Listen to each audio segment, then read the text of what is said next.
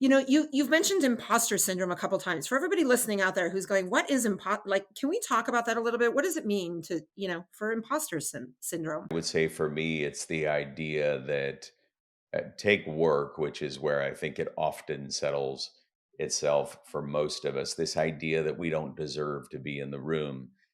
As an example, I was an individual contributor at work for the first, I don't know, 5 or 10 years of my career. And then I was promoted into a managerial role. And there were definitely times I was sitting in leadership meetings thinking, I wonder if anyone else in the room recognizes that I have no right to be in this room.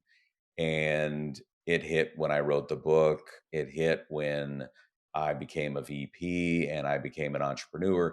All these moments, these opportunities, probably the first time I was a guest on a podcast, this realization of like, hey, does Andy know that I'm not a thought leader? He called, in fact, it was this guy, Andy Andrews, who had me on a show and introduced me as a thought leader and subject matter experts on leadership and culture. And when we ended, I said, Andy, all due respect, I am anything but. And we had a great conversation. And it was this pep talk of sorts where he's like, Eric, I've had a podcast for 3 years. You talk about leadership and culture. You've had hundreds of guests on your show. At some point, you become the thought leader. And it was really humbling, but just imposter syndrome is wondering, do my kids know that I don't know how to parent?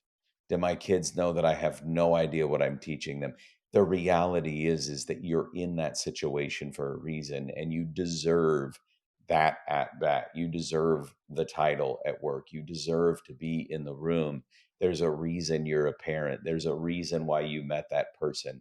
And it's just imposter syndrome is that idea that we don't deserve to be where we are. And yet, we're exactly where we're supposed to be.